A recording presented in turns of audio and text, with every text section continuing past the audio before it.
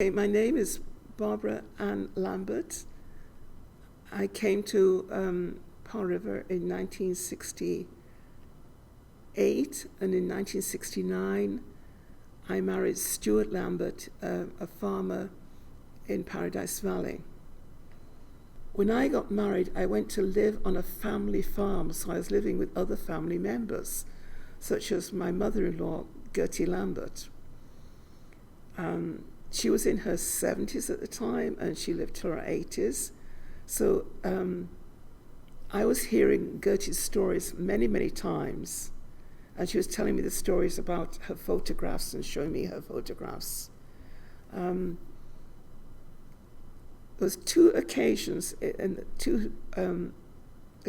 she was in the town site in those very early days. 1911 was the marriage of Catherine McKinney, her cousin. And in 1915 to 16, she was actually living in the town site with her husband, Tom, who was a teamster. She lived in a shack behind the hotel. So the central part of my story is about the hotel. It was called the Powell River Hotel. The Powell River Hotel was actually built by the Powell River Company. It was designed as a very imposing and very attractive hotel. It was something that the Powell River Company liked to show off. And what is fascinating is they only built one hotel. They allowed there was more churches than hotels in the Powell River town site. Most mill towns were full of hotels. They were most did not have churches. They were mainly single men. A lifestyle of drinking, gambling, renting rooms for an hour at the hotels. So what you have here is the Powell River Company building only one hotel. The hotel had 30 rooms, and it had the one pub. It also had a billiard room, and it was also situated 200 feet or so from the Powell River Mill. That was the location. It was 200 feet from where the men were paid on a Saturday night. So that all they had to do is they've got money in their pockets. What are they going to do? We're going to walk 200 feet, and there is the hotel and the pub where they can take out the money and spend it. So the location is fascinating. It's right by the mill. Okay. So the Powell River Company gave a lease on the property. They continued to own the hotel, and so the lease went to Gertie Lambert's aunt and uncle, the McKinneys. So you've got Andrew McKinney and Barbara McKinney, and it was a 100-year lease. So every year you were paying a certain amount of money to the Powell River Company for the lease. The money you made was really dependent upon the pub. So that was your main income. Now, opening night was an amazing occasion. And Gertie loved to talk about this. Opening night was in 1911. And they, you can imagine that the workers on the mill site, who were mainly Italian and some Russian workers. I mean, this is a great occasion, the opening of the only pub in town.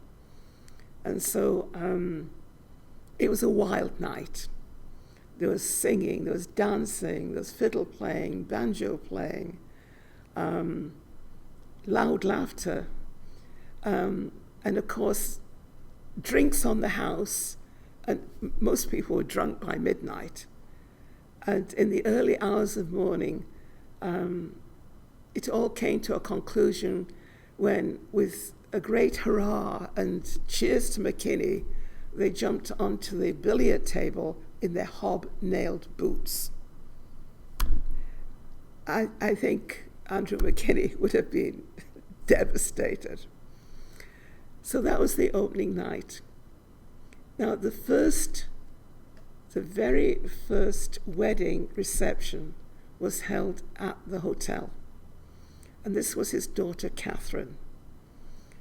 Catherine was married in 1911, and my mother-in-law, Gertie Lambert, was living on Curtis Island, and so was her mother, Anna Tiber. Anna was Barbara McKinney's sister. This is a very close family. And so they all came down for the wedding, and this was at the First Catholic Church in Powell River. They had a huge banquet, which was, the food was prepared by the Chinese cook, and they were all male cooks and Chinese helpers, and they lived in the basement of the hotel.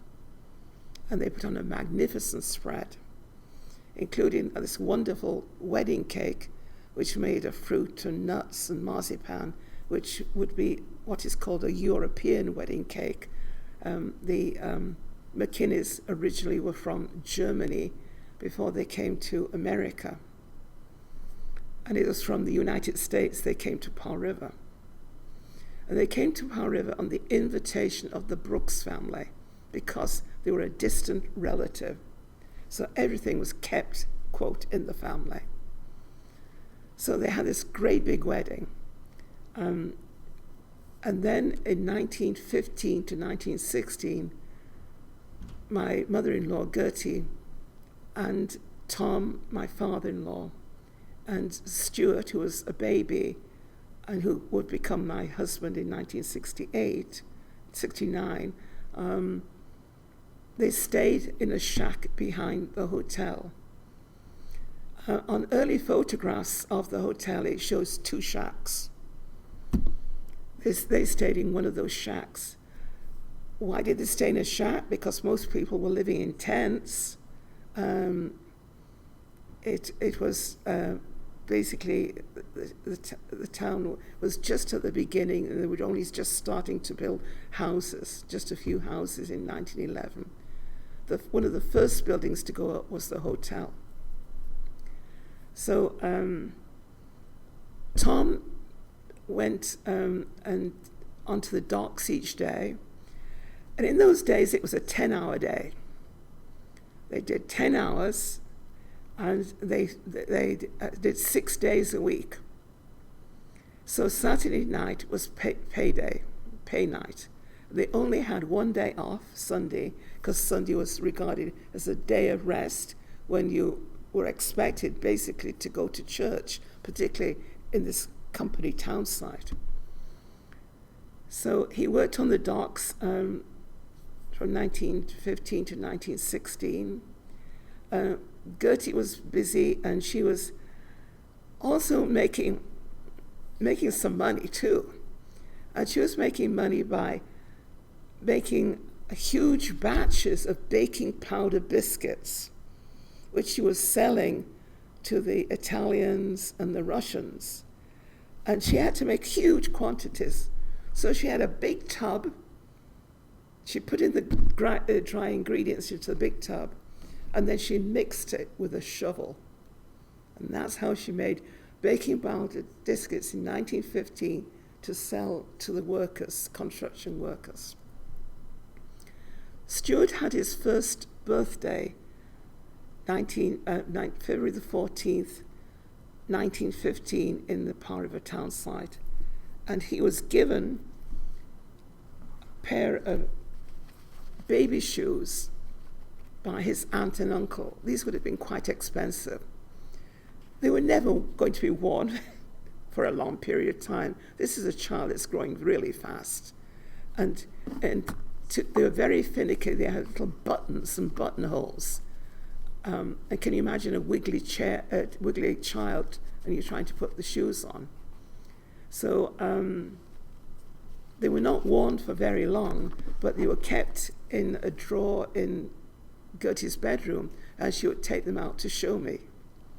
So the narrative I have about those early days was basically a narrative was from the person who experienced them.